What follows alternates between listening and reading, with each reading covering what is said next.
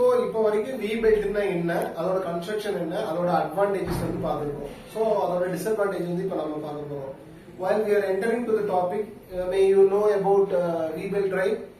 V-belt driveனால ஏதாவது disadvantages கேள்விப்பட்டிருக்கீங்களா?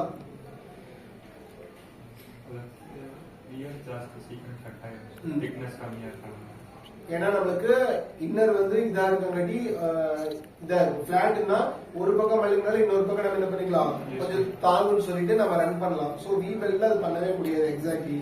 ஓகேங்களா? அடுத்து என்ன சொல்லியிருக்காங்கன்னா, it cannot be used for a large power. இப்போ அதிகமான RPM நம்ம கொடுக்குறோம் அப்படின்னோம்னா ஆல்ரெடி நம்மளுக்கு தெரியும் இவ்வளோ டெம்பரேச்சர் இவ்வளோ இதுல தான் நம்ம வந்து ரன் பண்ண முடியுமே.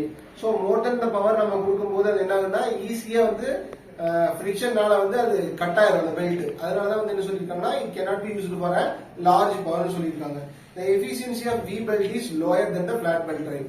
Because flat beltல ஒரு பக்கம் கட் ஆனாலும் என்ன சொல்லலாம், மீதி இருக்கக்கூடிய பொசிஷனை வச்சு அது தாக்கு பிடிக்க முடியும். ஒரு எண்ட்ல மட்டும்தான் கட்டு விழுந்திருக்கு, கிராக் விழுந்திருக்குன்னா ரிமைனிங் எண்ட்ல வந்து சப்போர்ட்டிவா அது என்ன ஆகும்னா ரன் ஆகும். பட் வீல எக்ஸாக்டா ஒரு பக்கம் பீல் ஆச்சு அப்படின்னம்னா அது ஆப்போசிட்ல என்ன ஆகும், அதுவே அந்த அளவுக்கு வந்து நாட்ஸ் ஜெனரேட் ஆகி கட் ஆயிடும். ஓகேங்களா? அதனாலதான் வந்து அதோட எஃபிஷியன்சி வந்து V-belt வந்து கம்மின்னு சொல்லியிருக்காங்க. ஓகேவா? அதே மாதிரி கன்ஸ்ட்ரக்ஷன் ஆஃப் V-belt வந்து கொஞ்சம் காம்ப்ளிகேட்டடா இருக்குன்னு சொல்லியிருக்காங்க. ஏன்னா பிளாட் பெல்ட்டுக்கு நீ இன்னர்ல பாத்தீங்கன்னாலும் சரி அவுட்டர்ல பாத்தீங்கன்னாலும் சரி construction will be same. But V-beltக்கு அப்படி கிடையாது. வெளியே வந்து தின்னாவும் உள்ள போக போக நம்மளோட டயாமீட்டர் வந்து கம்மியாகவும் இருக்கும், திக்னஸ். ஸோ அப்ப என்ன ஆகுதுன்னா வியர் அண்ட் டியர் ஆகிறதுக்கும் சரி இதாகிறதுக்கும் சரி ரொம்ப கட் ஆகும். இது வந்து காம்ப்ளிகேட்டட் ஷேப்னு சொல்லுவாங்க. புரியுதா? ஏன்னா இப்ப க்ரோ நம்ம இப்ப இங்க இருந்து 10ல இருந்து எனக்கு கிராஜுவலா இன்க்ரீஸ் ஆகி இங்க 15 கொண்டு வரோம்னா இன்பிட்வீன் எவ்வளவு இருக்கணும், அதுக்கு கீழே எவ்வளவு இருக்கணுங்கிறத அதுக்கு ஒரு ஸ்டாண்டர்டைஸ்ல நம்ம வச்சு பார்க்கணும். அதுதான் அதனால கன்ஸ்ட்ரக்ஷன் வந்து ஹைன்னு கொடுத்துருக்காங்க. ஓகேவா? இப்ப டைப்ஸ் ஆஃப் V-belts என்னென்ன அவைலபிலிட்டி மார்க்கெட்ல இருக்குன்னு பார்த்தோம்னா according to beauties of Indian standard IS ன்னு சொல்லுவோம் 2494 இருந்து 1974. சோ இந்த ரேஞ்சுக்குள்ள என்னன்னு பார்த்தோம்னா the V-belt are classified as ABCDE type. ஓகேங்களா? சோ இது depends on the with diameter பொறுத்து இருக்கு. சோ இது ப்ராப்ளம் சால்வ் பண்ணும்போது உங்களுக்கு புரிய வரும். A டைப்னா என்ன மாதிரி பெல்ட், B னா என்ன, C னா என்ன, அப் டு E வரைக்கும் உங்களுக்கு புரிஞ்சுக்க முடியும் ஈஸியா. ஓகேவா? அப்ப டைப்ஸ் ஆஃப் V-beltனா A டைப்ல இருந்து அப் டு E டைப் வரைக்கும் இருக்குங்கறத மைண்ட்ல வச்சுக்கோங்க. ஓகேங்களா? இத வந்து எப்படி ஸ்பெசிஃபை பண்றது, what is the specification of V-belt ன்னு பார்த்தோம்னா நார்மலா சொல்லணும்னா இதுக்கு நார்மல் இன்சைட் லென்த் இருக்கும். ஃபார் எக்ஸாம்பிள் பாட்டு ஒரு பெல்ட்டோட கொடுத்திருக்காங்க.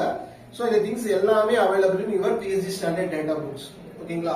2 மார்க்ஸ்ல maybe they are asking what is the law of belt, what is the comparison of V-belt and flat belt, இல்லைன்னா what is the advantage compared with ரெண்டு பெல்ட்லையும் கேட்கலாம். இல்ல பர்டிகுலரா list of the specification of V-belt or list of the specification of flat belt.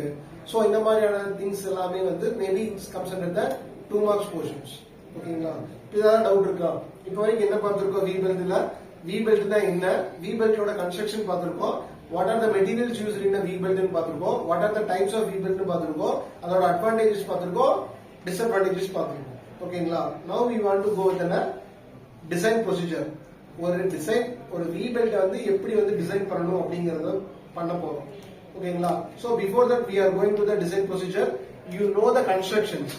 இந்த V notch வந்து எப்படி வந்து எடுக்கிறாங்க அப்படிங்கறத கொஞ்சம் தெரிஞ்சுக்கணும். இது வந்து என்னோட கிவன் ஒர்க் பீஸ் அப்படின்னு பார்த்தோம்னா சோ எந்த அளவுக்கு உனக்கு வந்து இந்த நாட்ச் இருக்கணும், ஓகேங்களா, எந்த அளவுக்கு வந்து உன்னோட ஆங்கிள்ஸ் வந்து இந்த இடத்துக்கு கிட்டா இருக்கணும், எவ்வளவு டெப்த் இருக்கணும், எவ்வளவு ஹைட் இருக்கணும், எவ்வளவு வித் இருக்கணும், எவ்வளவு திக்னஸ் இருக்கணும் அப்படிங்கறத இது வந்து ஸ்டாண்டர்டான ஒரு இமேஜ்.